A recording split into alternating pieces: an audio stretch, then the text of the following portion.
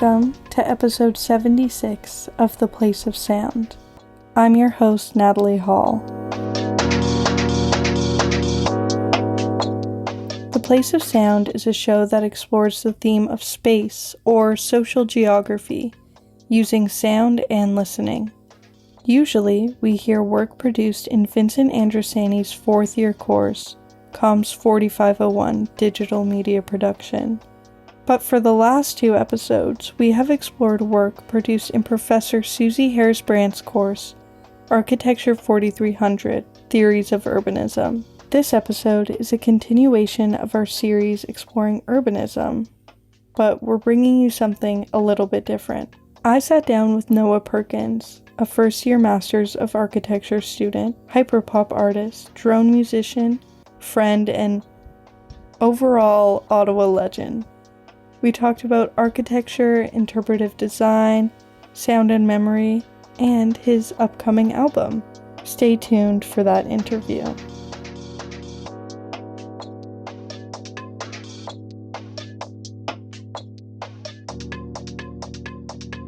My name is Noah Perkins. I go to Carleton. I'm in my first year Masters in Architecture, and I'm also a musician. I'm in a band called Loser.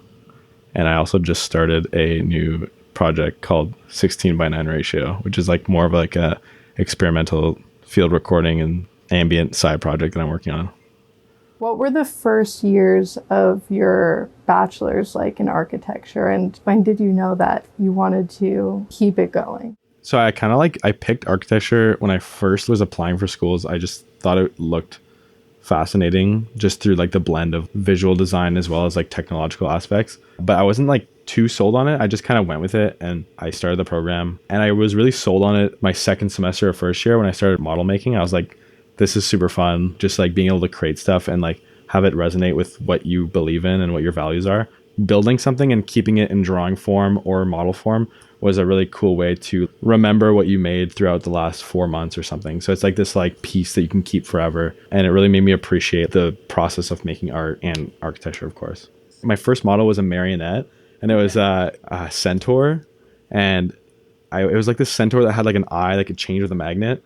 I still have it, but like I think the leg is off or something. It's tangled, but it's somewhere. In what academic setting would you have to make that? Like, what was this? Okay, someone's PhD was based around like trying to transform marionettes from like literature. It was this really initial case study about how to model make, but through like mystical creatures. It was really cool. I love to explore things outside of just having to be like searching something up and then figuring it out from an article. I think starting off by researching things through manipulation, whether that's physical or through Photoshop, like collage work or things like that, to really inspire you and to think outside of what is so literal, to use that as like a driver for your project or whatever it might be.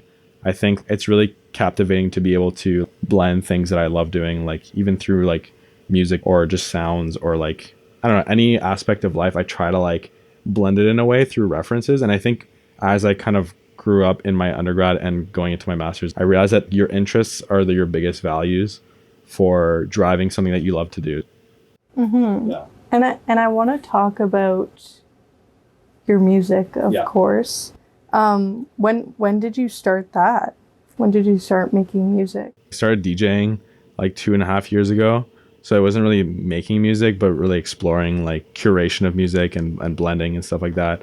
I've always had a really big love for music, and it's been like a core part of my life. I make lists of like top 50 albums every year, like just to like give myself something to be excited about. I don't do it as much now because I'm like busier, but like when I was in high school, I was definitely always like super interested in all kinds of music. My first kind of touch into making music was through my band Loser. So my friend Thomas and Julian, who we both went to high school with, we kind of like came together and just made some stuff that they were making previously. I kind of just jumped on board and I was like, this should be a group. So it started off like them just making music, and then we kind of like fused all our influences to something like all three of us. And it's been really fun, and it's still happening obviously, but yeah, it's been super fun to do.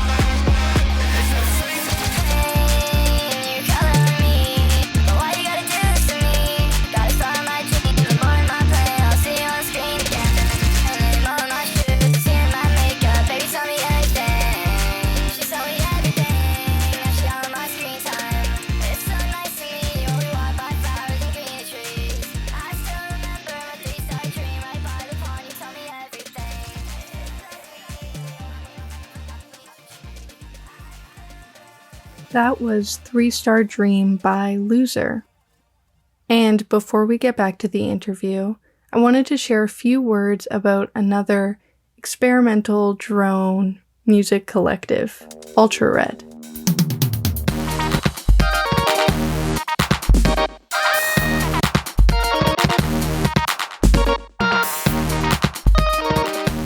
In 2024, Ultra Red celebrated their 30th anniversary. Ultra Red is a collective of sound artists and political organizers. They have worked in both the art and activist world on needle exchange, AIDS activism, tenants' rights, and more.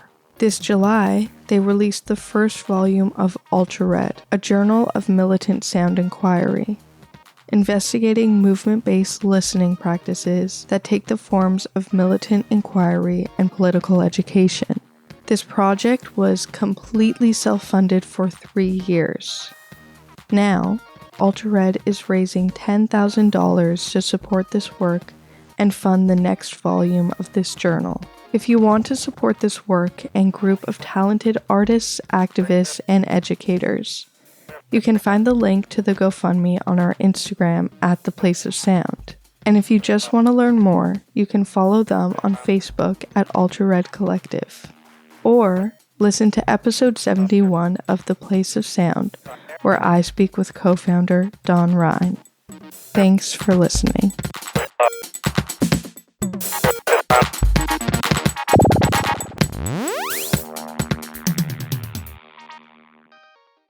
And to like experiment with like the bridge between like pop music and experimental music. I've always loved ambient music and drone music. Probably my biggest influences are like Tim Hecker and One O Tricks Point Never. So I wanted to channel that because I feel like Loser, I'm predominantly speaking about myself through vocals, but I think like I wanted to challenge myself through like, how do you get to a point sonically? And I think it relates to architecture a bit because you're kind of showing your influences through drawing. So you're not really like saying, like try to like provoke something without saying anything. So I kind of wanted to capture that. Also like capturing memories. I think I got really influenced when I went to Albania for one of our DSAs, hearing things around the city as we were going. We were like making mental notes about what we see, but I was started like doing like field recordings where I would just record stuff, and going back to it like helps contextualize memories through that. So I was really fascinated by that. So that kind of like sparked my interest in like continuing that.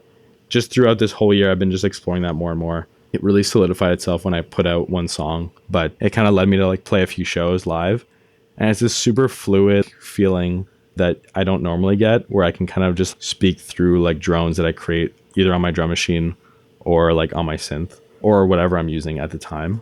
Well, kind of the whole point of this episode is the marriage between sound and architecture in your own work, but also in general. And how do they work together for you? And like, I can see how sounds can influence how you design, but does how you design influence how you make your music at all? Yeah, that's a good question. I think I think so, because I think there's sounds, but there's also like places to experience sounds. Let's say like event spaces or like public spaces that you might experience sound. How can we build things like areas that can enable that, whether it's planned or not, or if it's spontaneous?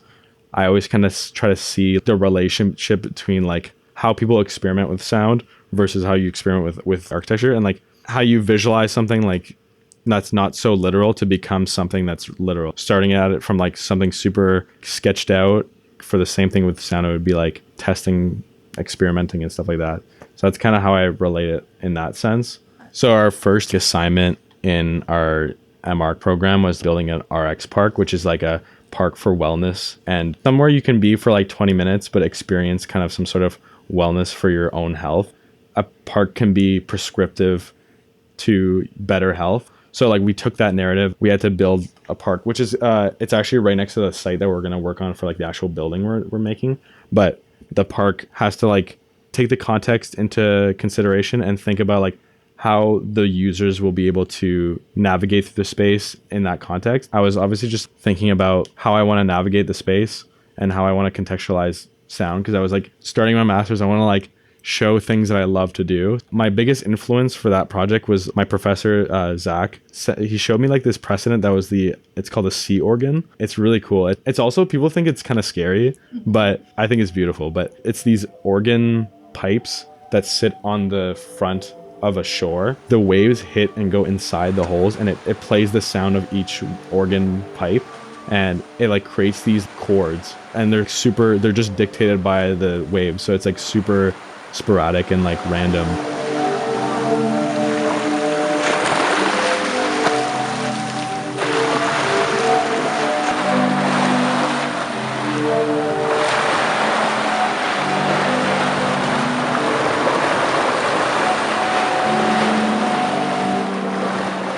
But people think it's scary because it's like you're looking out into nothingness, and this is like the ocean screaming at you. But I don't know, I think it's cool. It's really like, if I lived there, I would love that. So I took that and I was like, how can I use life elements, things that we can't really control, to create sounds, like to be more spontaneous rather than being like programmed and like automated. So I made this park that has like, I'd say 3 or 4 main elements. There's wind chimes everywhere that are like, they have pulley systems, and they're attached by strings so that birds can fly onto them as well as humans can pull on them, and it makes sound for the wind chimes. So it's like taking all these external factors to make sound. It's not like you have to, but it's just there to kind of let the public do its thing, or let non-humans do their thing as they would, because I feel like the park shouldn't just be shared by humans. It also features these steel rain pans. Like they're like like the pans that have like the notes, and you use like kind of like these softer drum like sticks. I forget the name, but like steel pans, I think. Yeah. Those are like featured around the site. They're much bigger. They're like almost seating size. So those kind of stick around the site as seating, but they're also steel pans. So when it rains, rain hits them, and it makes like these beautiful sounds that kind of soundtrack the rain. Every season will kind of show itself through sound in this site. And I think like when people go to a park, they're not really attracted to a park if it's raining, but that could give a reason to go out in the park when it's raining. Maybe it's not so common, but it gives that context through all the different wide ranges of like seasons. And even in the winter, like there's this big structure in the middle. It's like this wooden structure that's like, it's almost like an amphitheater that kind of reflects sound, so people can come play music there. But it's also like, because it's skeletal through its wood structure, it also invites people to like put like tarps over top. It can be used as like temporary shelter. So like leaving it interpretive so people can use it as like things that they want to use it for. So it's not literal. So I think that's a big driver in like all my work, is trying to make things more interpretive. Community can build the space more than people with companies with a lot of money could, you know what I mean? So it's, and it doesn't have, it could be low fidelity. I don't know. I feel like that's more of a beautiful statement than something that's just rigid. Yeah. So that's kind of like, those are the main aspects of the project. I'm just trying to think if I'm missing anything, but I think that's it. Oh, the structure has like a second floor that you can't get to because it's only dedicated to raccoons. That's my final point for that. That's awesome. Yeah. What are the raccoons gonna do in there? Just chill. Like, I mean, I feel like if there's like elevated spaces, if an animal can feel safer up there, I feel like that's cool. I can also be used as storage, I guess, but again, like the interpretive nature of it, just let nature do its thing. Yeah, that's awesome. So it's like all of the elements are kind of multi-purpose, and yeah, that's really interesting. Every time it rains, I do think about when I was younger and I would like go out and splash, and now I'm like, oh, it's a great time to stay home. And I do think I need something that will draw me into a space while it's raining to motivate me to exist in it. So that's really cool. I feel like a lot of like renderings of like projects are always in this bright sunny day, like to contextualize what's so great about a site, but like that's not what real life is. Like everything has phases of different, I don't even want to call them inconveniences. They're just part of life. So I think that's really important to like take into consideration. And both my professors, Zach and Susie, both push that by asking like, hey, like think about the winter, think about things that are not so convenient so you can make your space as adaptive as it can be. Yeah. This is part 3 and the final part of a little feature work we did with Professor Susie Harris Brantz, and just relating it to the whole series, like from what you've learned from Susie and your own work, what does urbanism look like to you? It's a good question. I think like urbanism, it's a word that gets thrown around a lot, and I think it's a good thing that it gets recognized. But going into this degree, I still want to keep my urbanism eye open. Although it is an architecture degree, I think it's so important to contextualize where buildings are placed, because it's like you're gonna have a cool building, but it's nothing without a cool like a space that makes sense and something that ties the community together. Because like you'll see so many examples of like really nice buildings that are privatized. To me, they're just walls. Like I'll go my whole life without going inside them, because it's just like, and what does that mean for like a city to grow? Like, I don't know. I feel like there needs to be more attention to the street and the users of each of these places. Like, so I think that's like always my kind of main goal, is to make sure that like whatever space I create can engage some sort of community aspect, or just to be able to like stimulate people to be able to like use the space in a way that's multifaceted. And it doesn't have to be so programmed. It could just be like there to be used. Like, I think that's important. Like there's a lot of projects sometimes will curate to a certain demographic, but that kind of leaves out other demographics. And it's like, how do you balance that? Doing less urban design by just leaving things interpretive is really important to kind of create like that stimulation, not just the architect to decide how the space will be made. To me, that's thinking at it way too much in plan. You're not thinking about like where this person comes from, this background, or they're from this country, so they might do things differently. So it's just like making sure that all those bases get covered. And how do you think Ottawa is at just like architecture in general, or the design of the city? Yeah, I don't know. I there's a new library being built on Scott, and like I was telling my friends, like it feels like an album dropping, because it's like I've never experienced like a cool building coming out in Ottawa that like in my time, unless I was just not looking hard enough. But I mean, it's really in your face. That building's really in your face. It's also right next to my new place, so I see it a lot. I'm excited to see what that does for community, because it's a library. That I'm hoping that it'll stimulate some sort of porosity in the everyone that's around it. So it's like, and even like if you go to like the pump house, which is like the kayak area, you can see it on the water, and it's just like this beautiful thing that I hope really fulfills its purpose. But I feel like Ottawa, in terms of its like urban planning, I feel like we could, like as a city or like as planners, we can be a bit more aggressive with decisions. I feel like a lot of things get just like left behind, or like things get delayed and like things get forgotten. But like I'm hoping that throughout the years that like the urbanism aspect of, I don't know, just Ottawa as a whole can be taken more seriously, to advance like stimulating space to make sure that everyone has like vibrant spaces all around them.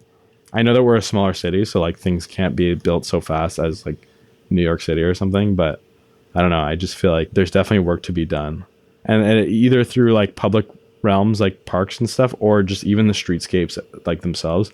There's so much potential to like give more to the pedestrian. There's even this like weird on Scott and Bronson. There's this weird, I don't know, maybe I'm just ignorant from not being like a transit engineer, but there's this like random like cement sidewalk that like turns into like a bubble, and it's just in the floor, but it makes space for the bikers. But I feel like there could have been a way better thought behind it. But again, I could be wrong. Like I know that there's like a whole engineering side to it. So, but just like small things like that. Yeah. Notoriously, these are my own words. Notoriously, Ottawa has bad city planning, but we love it nevertheless. Yeah. Yeah, like we're all choosing to be here. So when you're walking around Ottawa, do you have any like favorite buildings, or even just favorite sounds?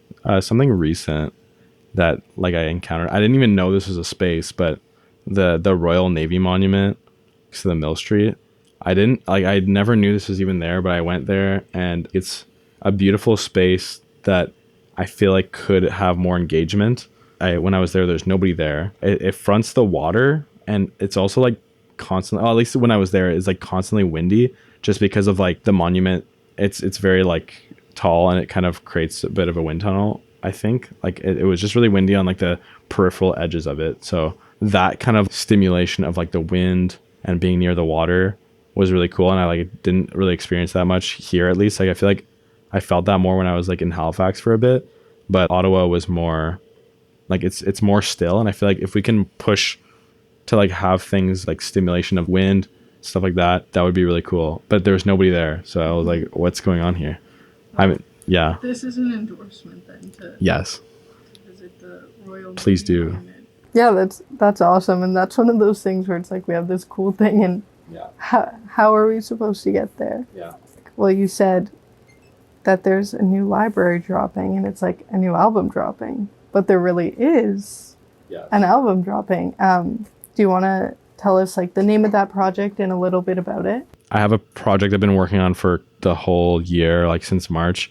It's for my 16:9 ratio album or project. I don't have a date yet because I still have to go under like getting it mastered and stuff like that, but it's like 90% done. The name of it, I haven't told anybody yet, but the name of it is called Our Keyboards. Yeah, hopefully it's going to come out in like end of the year. I've been wanting to put it out for a while. Like I've been thinking about how I wanted to like portray my kind of sound as that project. But it's about 32 minutes, 30 minutes. It's gonna be great. I don't want to spoil too much, but it's gonna be cool. I'd say like the main themes are like capturing memory through field recordings. Like the synth work is less quantized, it's more like free-formed, and then that paired with I've done sampling for like the wind chimes at my parents' house and stuff like that. So it's just like kind of keying in those like things from my life and how they relate to like how I see music and how it can kind of blend with that. So it's a really personal album. So I'm really excited for people to hear it. There's cool names on it, but I won't say it yet.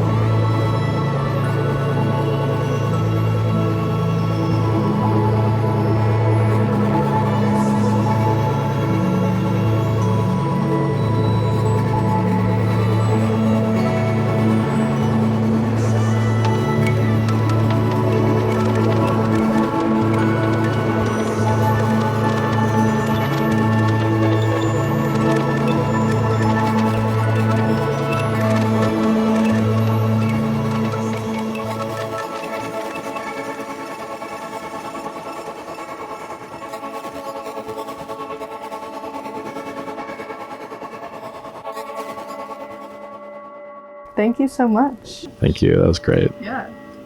That was fun.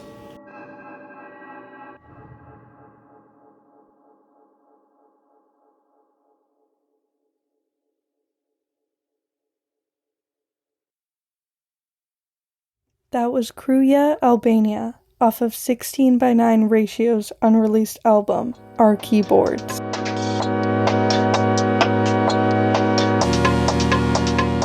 I want to thank Noah for being on the show and for sharing so much with us. If you like this episode, have a look at theplaceofsound.ca, where you can see writings and photos that go along with this interview. You can also stay up to date by following us on Instagram at theplaceofsound.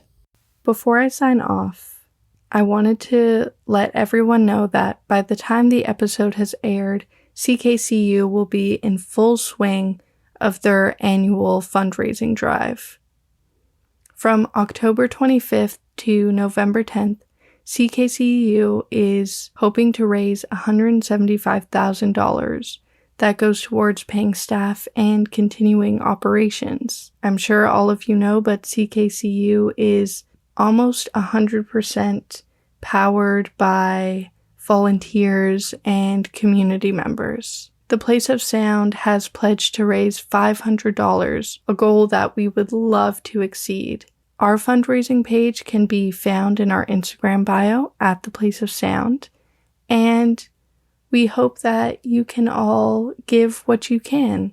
CKCU is fundamental to the Carleton and Ottawa community, and we would not be here without it. So, thank you for tuning in, and as always, happy listening.